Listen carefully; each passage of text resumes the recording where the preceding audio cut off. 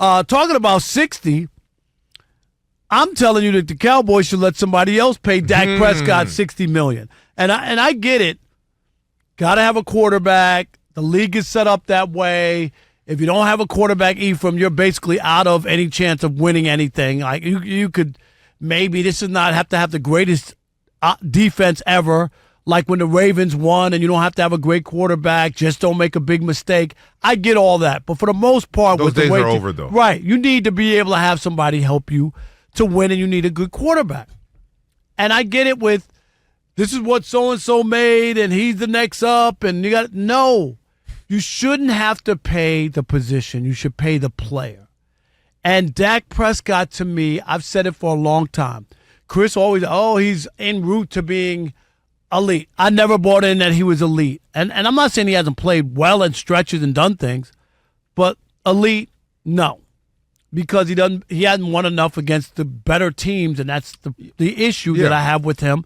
And the same thing when it comes to the postseason. Go look at the last two years when they got knocked out. He had terrible games. Terrible. The Packers came in there, and I know the defense wasn't great for the Cowboys, but he helped turning the ball over, giving the ball to the Packers, setting them up for easy scores and whatnot, and he's been bad, and I'm just not going to do it. If somebody else, I'm going to let him play out this year. If somebody else wants to cash him out, I'll see how he plays. If he really balls out, they finally get to an NFC Championship game with a chance to go to the Super Bowl, and he plays well, then I'm willing to ante up the money if he can show me that. But beforehand, I'm not doing it. Yeah, and I think they're taking the right approach in terms of, hey, man, we're not going to pay you $60 million a year right now. Now, if you come out and you have a sensational year, like lead the league and quarter touchdown passes like you did a year ago or 2 years ago, and I think it was last year. You get us deep into the playoffs, like NFC Championship games. Which they haven't been since Moby Dick was a guppy. And it's been that long. It's not, and if they were to lose, and it wasn't because of errant throws or turnovers or something like that. Or just a defense collapse or something. Right. Now we can have a conversation about that because we've moved the needle forward to where we're trying to get. Our ultimate goal is to get into the Super Bowl and win it. If you do anything less than that, then, I don't see the problem with letting someone else pay Dak Prescott $60 million a year, because what that does is that allows you to reset the clock in terms of being able to build and bring more pieces in, whether it be Trey Lance and the work you guys been doing with him for a year and a half, if he's ready to take that next step and get some reps, whether it be you got somebody in the draft you're eyeing, depending on your draft position, if you're going to move up and make a move there. But to pay Dak Prescott $60 million a year and you're not getting any return on that in terms of, you can win 12 games. Yeah, you can make the playoffs. And they've done that 3 years in a row. That's great. If that is your goal, yes, pay him $60 million a year. If you're happy with just that, then yes, pay him $60 million a year. But if you're not, then what is the definition of insanity? Doing the same thing over and over again, expecting different results, right? They paid him when he came off the ankle injury.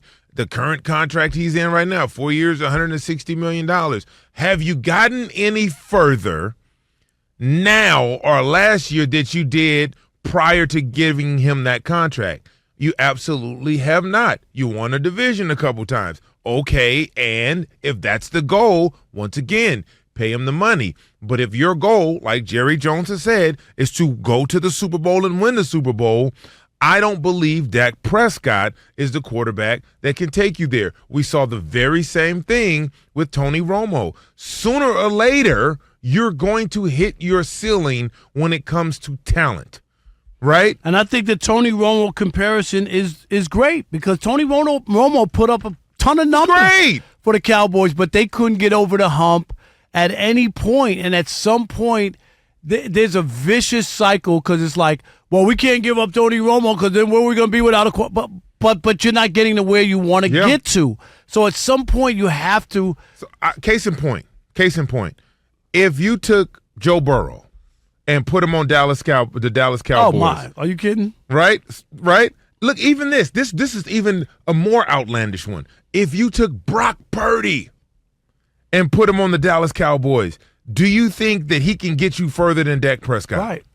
These are the questions you have to answer. To ask yourself when you got $60 million a year for the next 5 years, 4 years that you're going to offer somebody. You have to really ask yourself those questions. I totally agree. And somebody's going to pay Dak, and there could be the teams out there that, of course, the drum beat. I mean, for Dak Prescott, and they'll talk about, well, he finished second. He's finished second for the MVP last year. Wait a minute.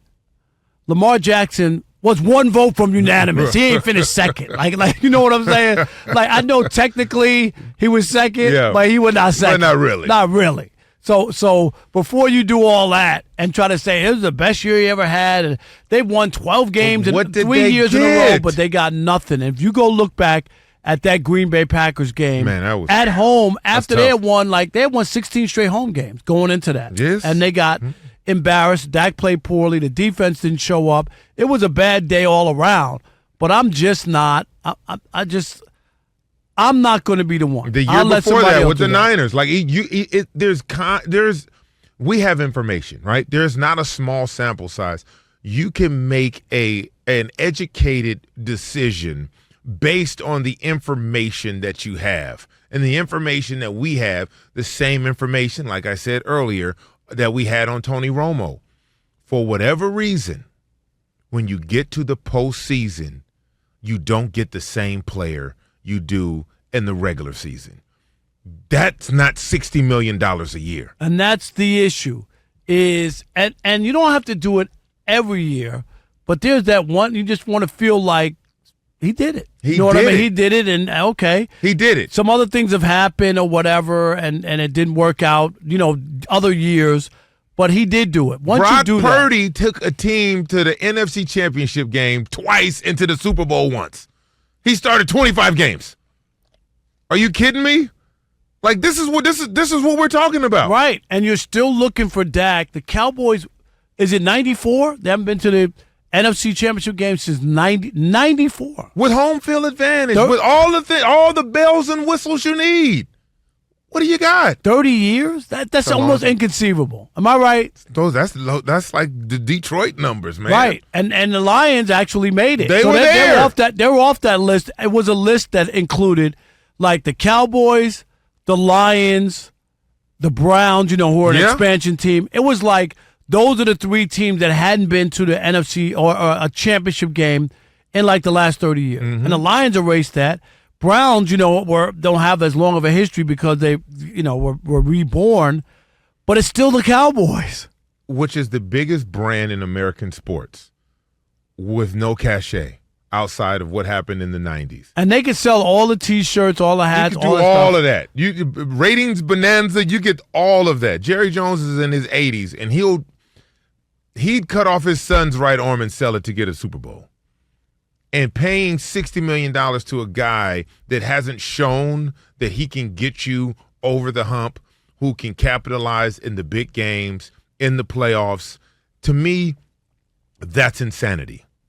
Period. That's insanity. And I know, well, what are they going to do? Where are they going to look for a quarterback? Well, look somewhere else, because the one you have you're not accomplishing your goals. Right.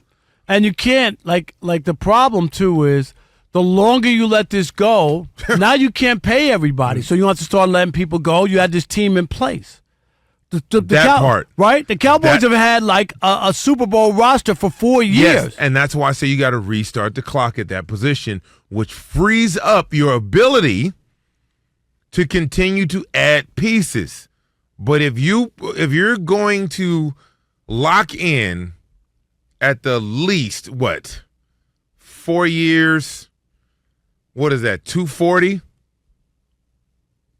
4 years, 240, with probably, I would say, 200 fully guaranteed. Right.